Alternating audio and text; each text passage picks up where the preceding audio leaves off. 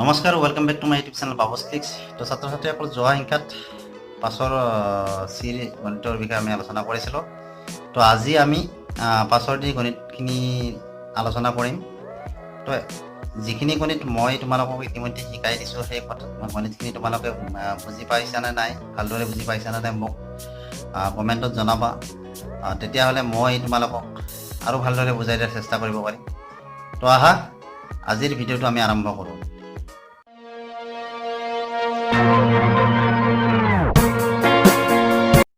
তো আমি অনুশীলনী গণিত আৰম্ভ কৰাৰ আগতে আমি দুটামান কথা জানিলোঁ আহা।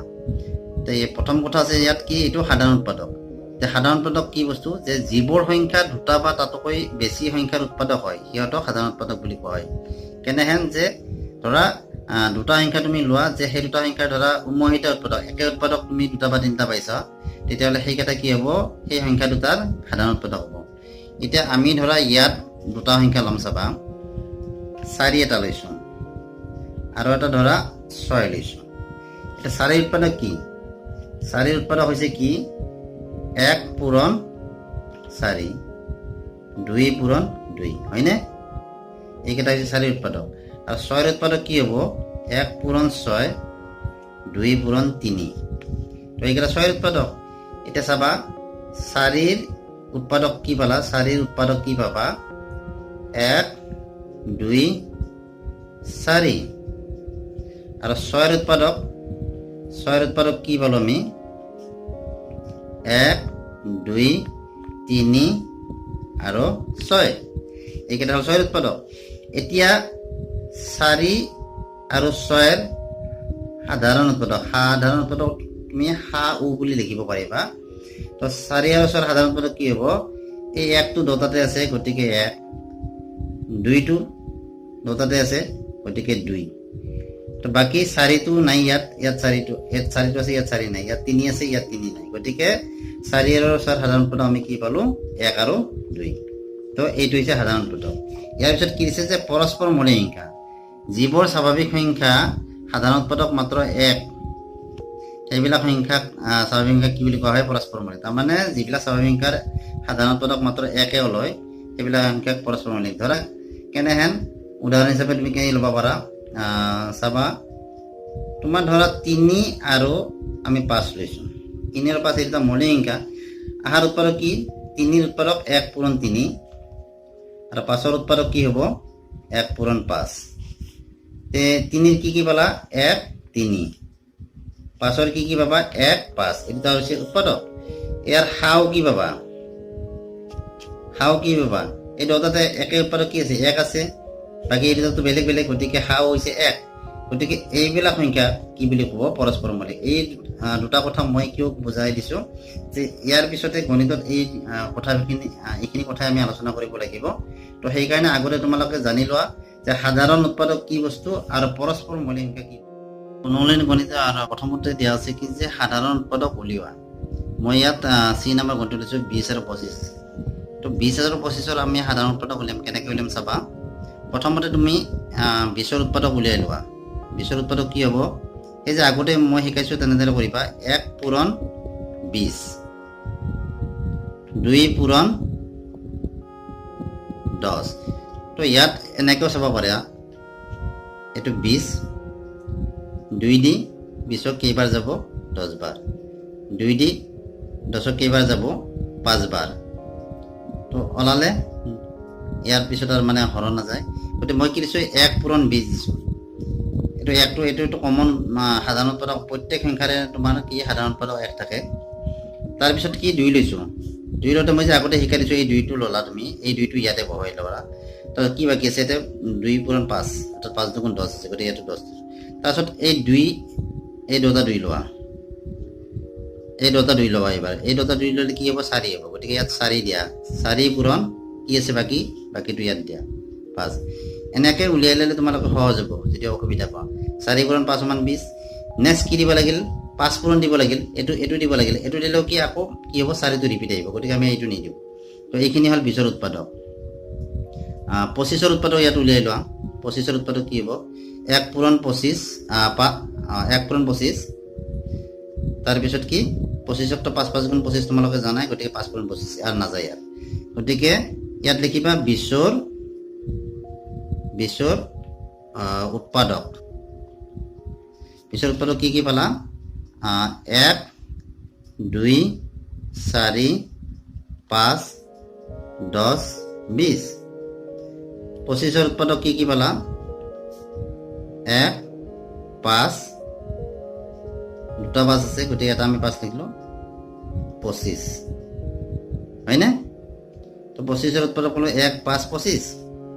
তো এতিয়া আমি উলিয়াব লাগে সাধাৰণ উৎপাদক। এতিয়া 20 আৰু 25ৰ হাও আমি কি পাম চাবা। সাধাৰণ উৎপাদক মই হাও বুলি লিখিছো। কি পাবা? এইটো চোৱা, এইটো একে আছে, এইটো পালা। আৰু একে কি আছে? এই আছে নে একে? 5 5, গতিকে এইটো পালো। আৰুটো নাই একে সংখ্যা। যদি একে নাই তেতিয়াহ'লে বাকীবিলাক নহয় সাধাৰণ উৎপাদক। গতিকে আমি 20 আৰু 25ৰ সাধাৰণ উৎপাদক কি পালো? 1 আৰু 5। 1 নম্বৰ গণিত লৈছো। ইয়াত কি দিয়া আছে যে 12 18 আৰু 24।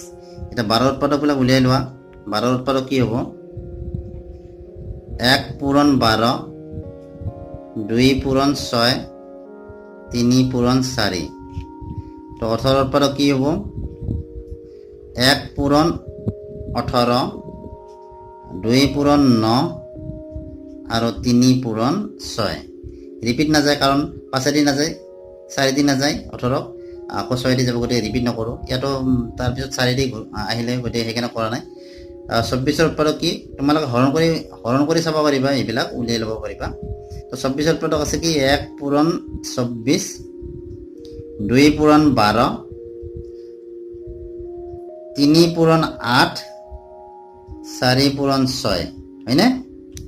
বাকী 5 দি নাযায়, 6 পূৰণ 4 আকৌ ৰিপিট আহিব। গতিকে উৎপাদকবিলাক ইয়াত লিখি লোৱা। 12ৰ উৎপাদক কি পালো আমি? 12ৰ উৎপাদক পালো আমি 1 2 3 4 6 12। এইকেইটা হৈছে 12ৰ উৎপাদক। 18ৰ উৎপাদক এবাৰ লিখি লোৱা। 18ৰ উৎপাদক কি পালো? 1 2 3 6 9 18। আকৌ তেনেদৰে 24ৰ উৎপাদক আমাৰ যিকেইটা আছে সেইকেইটা লিখি লোৱা ইয়াত। 24ৰ উৎপাদক কি পালো? 1 2 3 4 6 8 12 24। তো ইয়াত এতিয়া আমি উলিয়াব লাগে কি? হাও, সাধাৰণ উৎপাদক। 12 18 24ৰ হাও। 12 18 24ৰ হাও কি হ'ব? ইয়াত এইটো একে আছে নে? এইটো এটা 3 তাতে আছে নে? এইকেইটা চোৱা, 3 তাতে এইকেইটা আছে। গতিকে ইয়াত চোৱা, বাকীবিলাক দুটাত আছে। 4টো ইয়াত আছে, 6টো ইয়াতো আছে, ইয়াত নাই মাজত। বাকী চোৱা 12 ইয়াত আছে, 12 ইয়াত আছে, কিন্তু মাজত নাই। গতিকে সেইকাৰণে বাকীকেইটাই ইয়াৰ সাধাৰণ উৎপাদক নহয়। একে একে যিকেইটা থাকিব সেইকেইটাহে সাধাৰণ উৎপাদক। 3 তাতে একে একে থকা সংখ্যা আছে 1 2 3। গতিকে 12 18 আৰু 24ৰ সাধাৰণ উৎপাদক হ'ল 1 2 3। 2 নম্বৰ দিয়া আছে কি যে দেখুওৱা যে তলত দিয়া সংখ্যাবোৰ পৰস্পৰ মৌলিক। মই ইয়াত 2 নম্বৰ গণিত লৈছো 8 15। এতিয়া চাবা, প্ৰথমতে উৎপাদকবিলাক উলিয়াই লোৱা। 8ৰ উৎপাদক কি পাবা? 1 পূৰণ 8, 2 পূৰণ 4, হয়নে? 15ৰ উৎপাদক কি পাবা? 1 পূৰণ 15, 3 পূৰণ 5। তো ইয়াৰ উৎপাদকখিনি এনেকৈ লিখি ল'বা। 8ৰ উৎপাদক হৈছে 1 2 4 8। আকৌ 15ৰ উৎপাদক হৈছে কি? যে 1 3 5 15। 8 আৰু 15ৰ হাও কি পাবা?